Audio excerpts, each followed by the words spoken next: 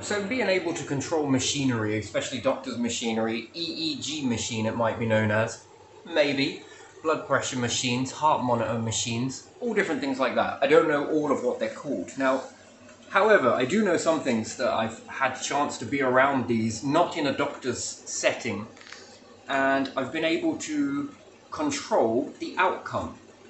Now, yeah, this gets you trying to think of something else like energy work and different things like that.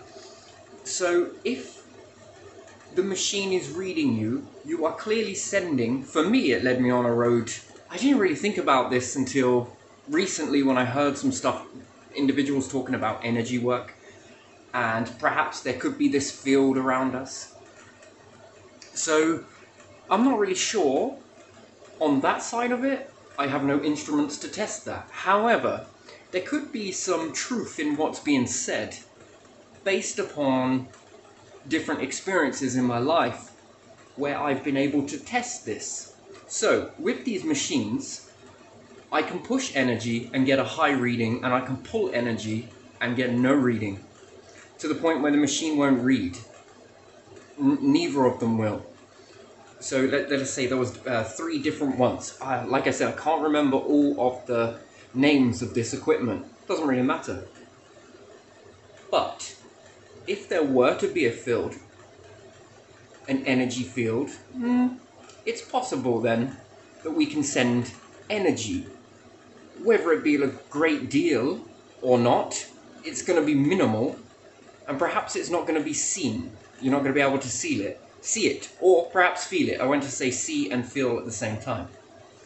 Now, can this be amplified in a group setting? I guess it's possible. But again, the other person has to be receiving this energy. It's not a case of just go out and let's send a load of energy to someone. It doesn't work like that. Because I think this comes from a prehistoric ability that we once had. It's probably remained, it's still there, but it's probably fallen into a dormant setting. And why do I say dormant? Well, perhaps because back in the day, we didn't have eyes and we didn't have ears. We had feeling and we had a third eye.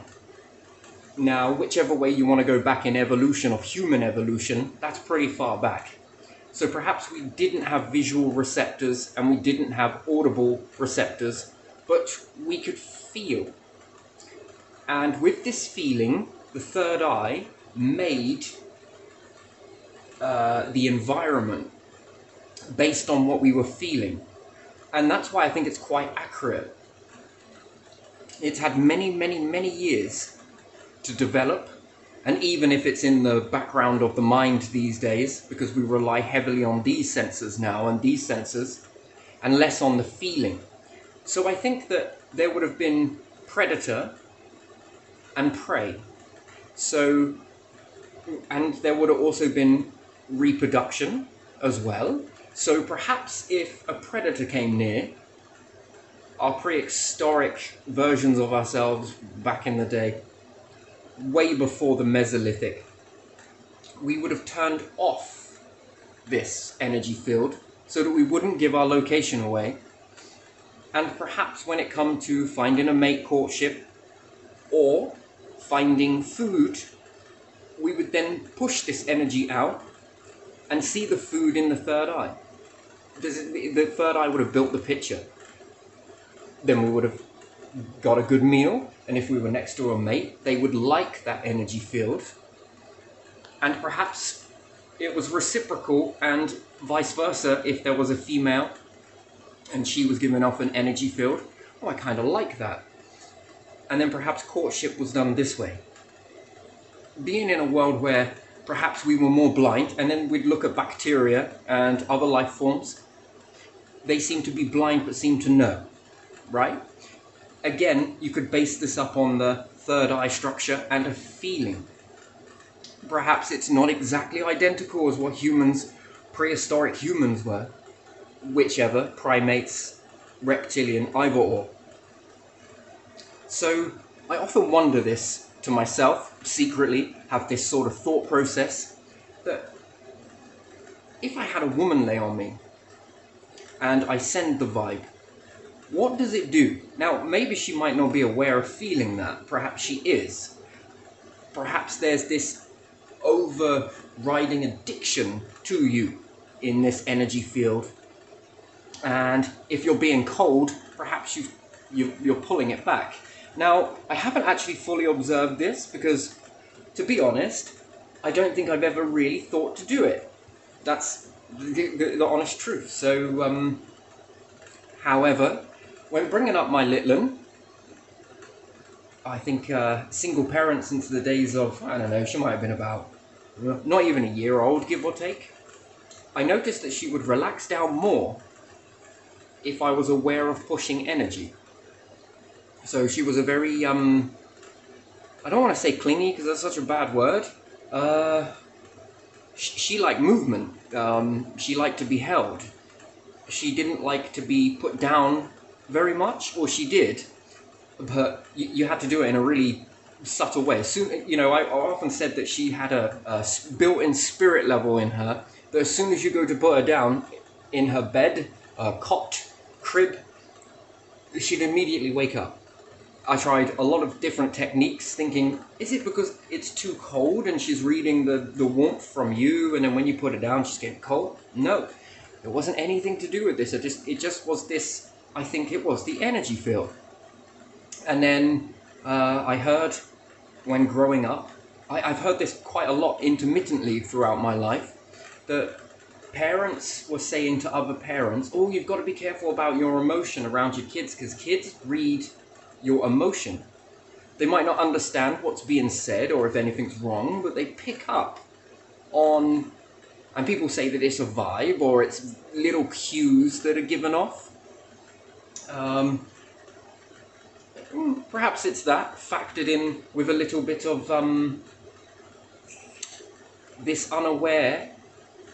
Perhaps when we feel anxious or nervous or whatever it may be, or vulnerable, perhaps we go inward. Perhaps we go inward. And that is probably where we turn off the energy field. So that's how we go in. And perhaps when we're in a happy state, unbeknown to us, we're probably projecting this outward field. We're being outward. And then if something happens, we might go inward. And perhaps that's the pull. The shutting down to stop the to being read by anybody. And that could be it. And undoubtedly, other people would then pick up on this, but not know what it is. How did you know? Well, I don't know. I guess is the correct terminology that people would say. Perhaps it is reading this subtle inward, there's not that usual energy vibe about this person, but we haven't been able to label it in words. If you understand what I'm saying there, it's very confusing to explain it, but perhaps we haven't put it in. You know, when we're growing up, we're often told what certain feelings are, but what about the ones that are prehistoric that perhaps the masses are not aware of? And we just do things, this and this. Like I say, my life is a journey like everybody else's. And sometimes, for weird reasons, I don't know what it is, but at the time when I had these machines, or had access to these machines, they were not mine, they were somebody else's. They had them for a different reason. Actually, I didn't even find out why they had them anyway. And, yeah, it was one time, oh, we should just take your blood pressure. I don't even know what's that? Oh, it's this one for reading blood pressure and another one for doing something else. Yeah, go on then. Give it a go. And then the group dynamic went off into what I call shit talk, where it was just everyone was talking just utter tosh to one another, and it just sort of not my environment. But while I was sitting there, I was in my mind, I went inwards. Again, weird, isn't it? Everything all right with you? Yeah, I'm good, you know, just listening. But actually wasn't. I asked myself a question. Can I affect the outcome of this reading on this machine? First few times I tried, no. And I tried something else, something very weird, which came from a seed that my he's not my stepdad because they weren't married, but still the closest thing I've ever had to a dad is he was talking about energy. He taught me some Tai Chi and some other energy stuff, and yeah, again, this was bonding. So I hadn't really experienced anything like this with another male figure before. Not this much, and not this intense sort of bonding, let's say. So I really wanted to give it my all and, show up so that this sort of good feeling would keep going, So, even though at the time I didn't really understand it, but he knew that I wouldn't understand it straight away, and bit by bit he just, he explained it to me, and therefore put the words to a feeling, to a push and pull. So yeah, in life there's a trio: push energy, pull energy, and then there's dormant energy, which is, I would say, is done autonomously inside our body, where we're unaware, and it's autopilot is the third one. Push is being aware that you're pushing, and pulling is being aware that you're pulling. But one thing I've noticed is that my daughter picks up on this. So again, can this be again another way of nurture? You don't have to be a female to be able to do this. You can be male, and this is that sort of energy field, energy. And perhaps children feel safe inside that energetic environment. So, what a learning journey, and these different things that just sitting down and just asking yourself the question with the machine, can I alter the results? Yes. Can I make it give higher readings? Therefore, I must be sending something through the wire in order for that machine to read it. And when I am pulling, I am stopping the machine from reading, which is interesting. So there is a level of energy being sent, and whether that is from the skin, let's say, and it's at skin level, that energy is being sent, whether it is continuing on out of the body and into a aura around each human, again, that poses a completely different question. So until you've got an instrument that can see that, very interesting. Scientists discovered that there is a magnetic field as well. Now I wonder if it's related on that, and can we choose to turn off the magnetic field if you're aware and know how to do it? This can be taught, I'm almost sure of it. It would just be how to teach it. And then I ask the question now, what purpose would that serve for us to be able to do that? Where does it stem from? Why does it exist in us? And I think it comes from this. So, yeah, it's a very interesting journey. Very interesting. So, there's something. There is definitely something. So, always keep an open mind, I think, is probably the bottom line. Yeah, so I'm going to leave this one here because I think it sums it up. Practically. Yeah, there you go. So, interesting. Anybody else had anything similar? But, one more thing I want to touch upon is if there's a group dynamic and everybody's sharing the same vibe. I mean, again, it's a possibility. Actually, two more things I want to touch upon. So, if there is an energy field and we touch something and we get an electric shock, are we actually getting an electric shock, or are we being aware of discharge and we're being burnt? So the object that you touched is highly charged and you are highly charged. Where does that energy going to go? Well, it can't go into either one if you're at your peak level. So it discharges as a spark, psh, bit like lightning. And then some days you touch the same object and you don't get the shock. Am I discharging into the object that is run out of charge and I'm charging it up? Or am I absorbing that energy from that in order to charge myself up? And then I ask a question, you see, because this is just builds for me. Can some days we not have enough energy and not be in because we haven't eaten? Although that's probably where it originates from anyway. But are there two ways that we get energy? Maybe three. One is via eating, minimal, and there's a different type of energy that we're talking about here, not from food source, but the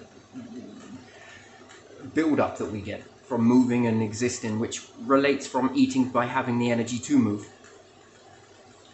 And is it from touching other objects, walking on the earth, doing this, sitting on a tree, blah, blah, blah, whatever it may be? Are we absorbing and sharing energy with each other? And if we lack in energy in this way, what does that do for health overall? I mean, it's not going to stop you from getting sick, and it's probably not going to make you sick, but could it make you less sick? That's the question. And what does this serve a purpose in functioning? Especially with this discharging, and you know, it's very interesting to me. And the lightning strike, which is the static discharge where you see the spark come from one to the other. What is that? I think that that's a build-up of energy in the object and a build-up of energy in you, and the energy's got nowhere to go from the two objects, so it has to discharge somewhere, a bit like lightning, and it releases the energy in a spark. Very interesting. Very interesting. And is that where vibes come from? So psychology is one way of reading energy, the quantum energy. And then is there an actual physical energy that we can read? Garner information. After all, Wi-Fi is weak energy, but you can send information through it, right? There's packages being sent and received. So even in energy, information is being transferred. Perhaps we're not aware of reading this information. Doesn't mean it isn't there. Anyway, I'm going to leave this here. Beautiful. Nice video.